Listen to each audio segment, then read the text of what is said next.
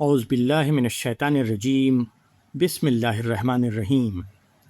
سورہ بقرہ، ترجمہ اور تفسیر۔ آیت نمبر 275 سے آیت نمبر 277 تک۔ ان آیتوں میں اللہ تبارک و تعالیٰ نے سود کو حرام قرار دیا ہے۔ سود کی ممانعت اور ایمان والوں کے اجر کا بیان ہے۔ الذین یاکلون الربا لا یقومون الا کما یقوم الذی یتخبطہ الشیطان من المس ذلک بانہم قالوا انما البیع مثل الربا واحل اللہ البیع وحرم الربا فمن جاءہ موعظۃ من ربہ فانتہی فلہ ما سلف وامرہ الی اللہ ومن عاد فاولئک اصحاب النار هم فیہا خالدون یمحق اللہ الربا ویربی الصدقات واللہ لا یحب کل کفار نسیم ان الذین آمنوا وعملوا الصالحات واقاموا الصلاۃ وآتوا الزکاۃ لہم اجرہم عند ربہم ولا خوف علیہم ولا ہم یحزنون۔ سورہ بقرہ کے ان آیتوں کا ترجمہ ہے۔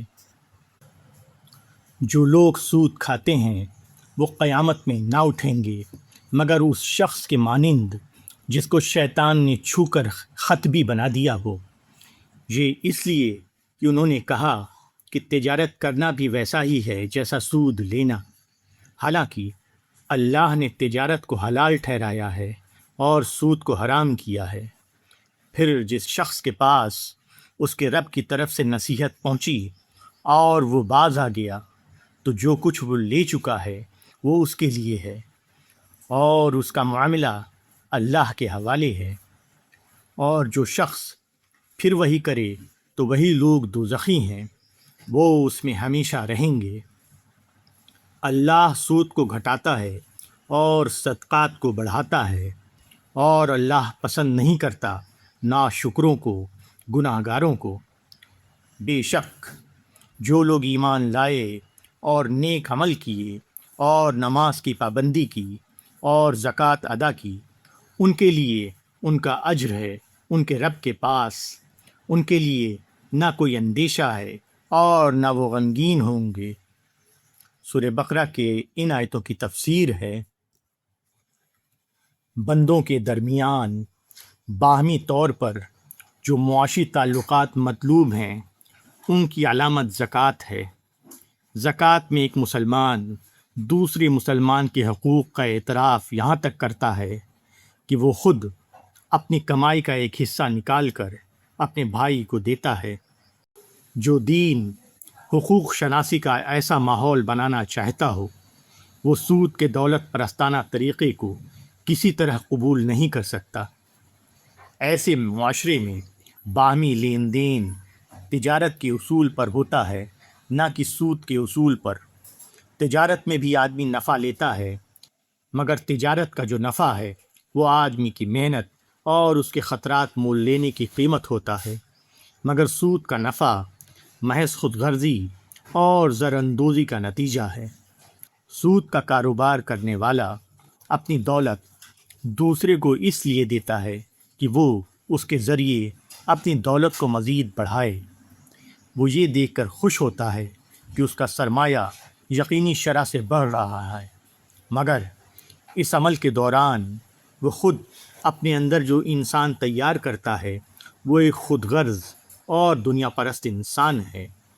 اس کے برعکس جو آدمی اپنی کمائی میں سے صدقہ کرتا ہے، جو دوسروں کی ضرورت مندی کو اپنے لیے تجارت کا سودا نہیں بناتا بلکہ اس کے ساتھ اپنے کو شریک کرتا ہے، ایسا شخص اپنے عمل کے دوران اپنے اندر جو انسان تیار کر رہا ہے وہ پہلے سے بالکل مختلف انسان ہے۔ یہ وہ انسان ہے جس کے دل میں دوسروں کی خیر خواہی ہے، جو ذاتی دائرے سے اوپر اٹھ کر سوچتا ہے۔ دنیا میں آدمی اس لیے نہیں بھیجا گیا ہے کہ وہ یہاں اپنی کمائی کی ڈھیر لگائے۔ آدمی کے لیے ڈھیر لگانے کی جگہ آخرت ہے۔ دنیا میں آدمی کو اس لیے بھیجا گیا ہے کہ یہ دیکھا جائے کہ ان میں کون ہے جو اپنی خصوصیات کے اعتبار سے اس قابل ہے کہ اس کو آخرت کی جنتی دنیا میں بسایا جائے۔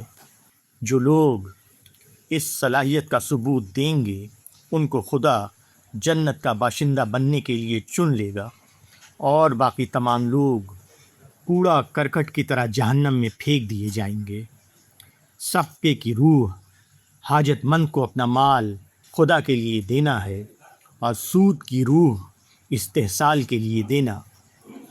صدقہ اس بات کی علامت ہے کہ آدمی آخرت میں اپنے لیے نعمتوں کا ڈھیر دیکھنا چاہتا ہے، اس کے مقابلے میں سود اس بات کی علامت ہے کہ وہ اسی دنیا میں اپنے لیے ڈھیر لگانے کا خواہش مند ہے۔